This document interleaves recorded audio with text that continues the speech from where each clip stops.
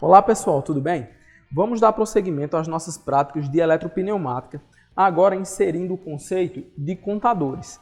Então os contadores, eles são essa parte aqui da eletropneumática que vão executar uma determinada contagem pré-programada que vai dizer para vocês quantas vezes o circuito de vocês vai executar um determinado ciclo. Então, na pneumática, a gente utilizava uma válvula de acionamento por duplo piloto e utilizava os roletes, ou os fins de curso no caso, para receberem esse sinal e fazerem com que o ciclo reiniciasse. A gente acionava um botão com trava e o cilindro ficava avançando e recuando. Na eletropneumática, a gente tanto pode fazer isso de uma maneira simples, ligando direto por botão, como a gente pode utilizar um contador para determinar quantas vezes a gente quer que esse ciclo se repita. Então, eu configurei esse contador para que ele execute o trabalho 10 vezes, pare por 3 segundos e execute 10 vezes novamente e fique fazendo esse ciclo. Então, o circuito, como vocês podem ver, já está montado. Por quê, pessoal? Conforme nós vamos avançando, os circuitos vão ficando mais complexos, de maneira que o ideal é que você monte o diagrama elétrico antes, para que você possa executar essa montagem. Então percebam que a gente já tem uma grande quantidade de fios. O que eu vou fazer? Eu vou colocar aqui ao lado de vocês aqui o diagrama elétrico e vou explicar o diagrama elétrico de forma que vocês vão entender onde cada fio está sendo conectado e por que dessa conexão. Então a ideia, tentem sempre pensar na ideia da pneumática como mais simples, mas de forma agora elétrica. Então, vamos iniciar.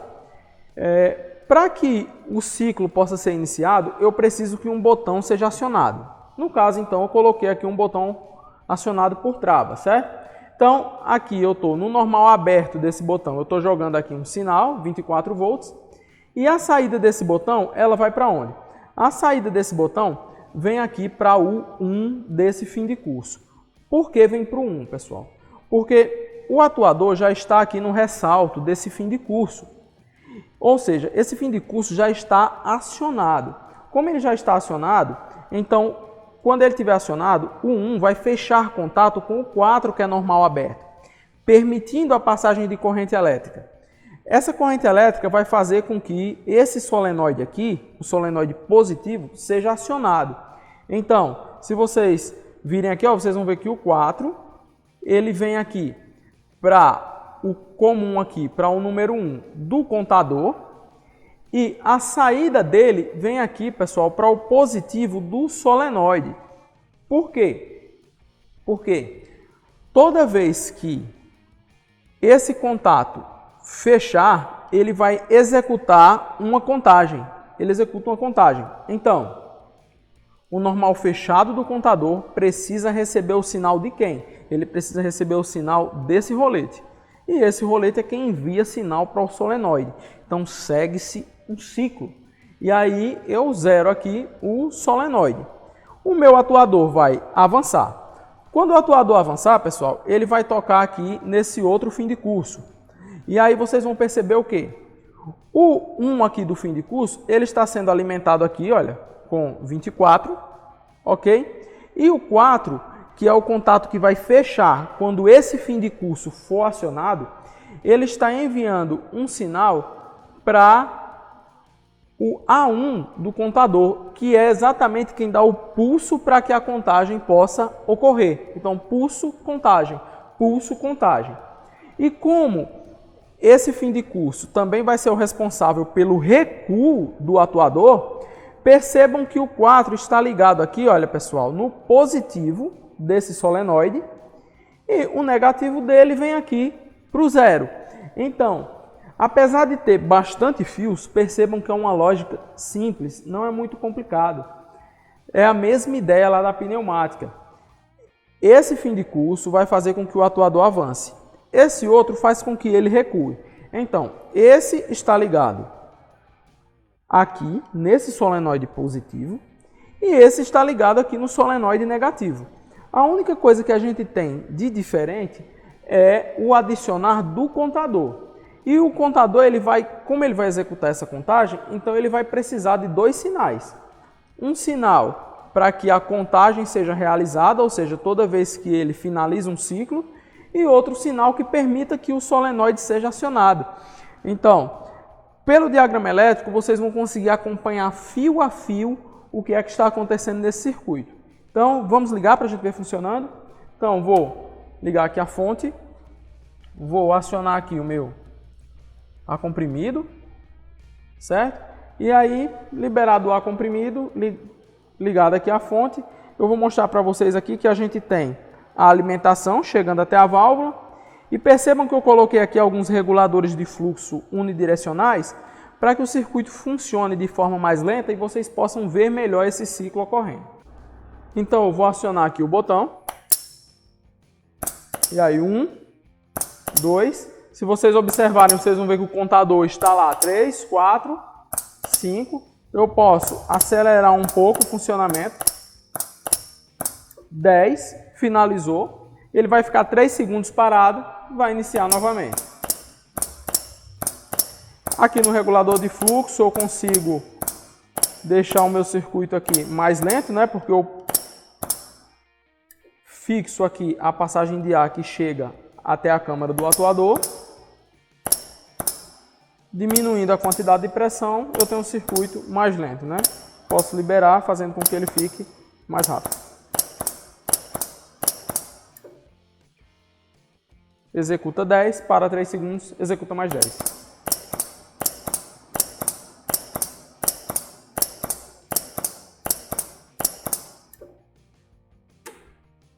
Bom, pessoal, esse circuito já é um circuito mais complexo, então nós precisamos seguir o diagrama elétrico no passo a passo, o que torna tudo um pouquinho mais complicado. É um circuito que se torna mais difícil de você colocar na cabeça, vir aqui e montar, porque você precisa de uma sequência. Conforme os diagramas elétricos vão crescendo muito, o ideal é que vocês resolvam no simulador e tragam para a bancada, ok, pessoal? Se de repente vocês fossem fazer uma prova, o ideal era que antes de vocês montarem isso, vocês desenhassem o diagrama elétrico, para que ficasse mais fácil. Quando vocês estiverem na indústria, vocês vão ter acesso aos manuais dos componentes e vão ter acesso aos diagramas para que vocês possam fazer as montagens. A menos que seja um caso extremo, você vai ter os esquemas, senão você vai ter que preparar o esquema. E aí isso vai tornar um pouco mais complicado. Por hora, como nós estamos iniciando, colocamos o esquema aqui ao lado, observamos o esquema e fazemos a montagem. Depois que vocês adquirirem a prática, fica muito mais simples de chegar até aqui e montar sem precisar observar diagrama nenhum, tirando o diagrama só da cabeça. Então, pessoal, dando prosseguimento, nós agora vamos fazer uma montagem para um temporizador com um alerta sonoro e um alerta de iluminação. Na indústria, é muito comum que nós encontremos os alertas sonoros para delimitar certos espaços nos quais nós não podemos adentrar em determinados momentos. E mesmo os sinais de luzes também para fazer determinadas indicações de perigo. Então aqui a gente tem um circuito com temporizador. Eu vou colocar aqui ao lado o diagrama elétrico. E o diagrama elétrico ele diz o quê? A gente vai ter um circuito no qual, quando um determinado botão aqui com trava for acionado, o meu atuador vai avançar, ele vai permanecer 5 segundos acionado e após esses 5 segundos ele recua e fica repetindo o ciclo até que a trava seja desligada. Como é que isso é feito, pessoal? Simples. Então, primeiro passo, a gente alimenta o botão, 24 volts. A saída do botão vem para o 1 aqui da minha válvula fim de curso, do meu rolete. E a saída 4 aqui do fim de curso, que é o normal aberto, que devido ao fato dele estar sob ressalto, já vai iniciar normal fechado, é quem vai alimentar o positivo do meu solenoide e o zero do solenoide vem aqui para o neutro aqui da minha fonte, certo? Então, quando a gente apertar o botão, a gente vai permitir que o sinal chegue até o solenoide e o meu atuador vai avançar. Quando o atuador avançar, ele vai tocar nesse segundo fim de curso e esse segundo fim de curso, conforme vocês podem ver, ele está aqui alimentado, a alimentação dele vem para o 1 e aí o 4, que é o contato normal aberto, ele vai alimentar a bobina aqui do meu relé temporizador. Esse relé, pessoal, é onde eu regulo, eu tenho um potenciômetro que eu regulo o tempo que eu quero que o meu atuador fique avançado, no caso. Então, a saída vem aqui para a bobina e a bobina vem aqui para o zero. Então, a bobina está alimentada. A bobina, ela possui dois contatos. Um contato normal aberto e outro normal fechado. Quando ela é energizada, o contato aberto fecha e o contato fechado abre. Então, o que a gente vai fazer para que quando a bobina seja acionada, o sinal seja enviado para esse solenoide?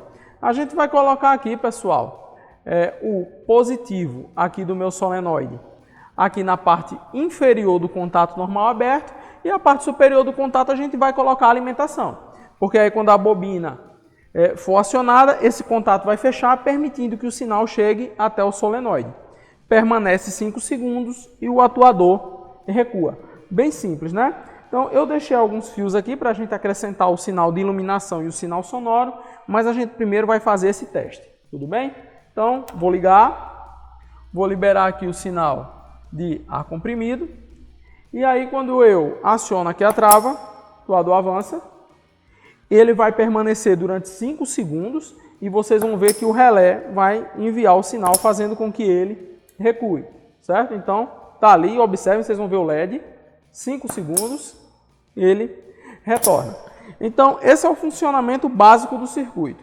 Para a gente inserir aqui uma iluminação e um sinal sonoro, o que a gente vai fazer? Eu vou aqui desligar, quando ele recuar, certo? Desliguei, recuou, ainda tem sinal na linha, por isso que ele ainda executou o movimento, né? Certo? E aí a gente vai colocar aqui o sinal sonoro e de iluminação. Então, bem simples, pessoal. A gente vai vir aqui. Quando esse rolete é acionado, é o momento em que eu preciso que o sinal sonoro e o sinal de luz apareçam. Então, é bem simples. Eu vou pegar aqui o 4, que é o contato que vai fechar. Vou alimentar aqui, certo? O positivo aqui da minha sirene. E o zero dela, eu vou colocar aqui no zero, certo? E vou colocar o LED em paralelo. Paralelo aqui, o LED, o zero, zero.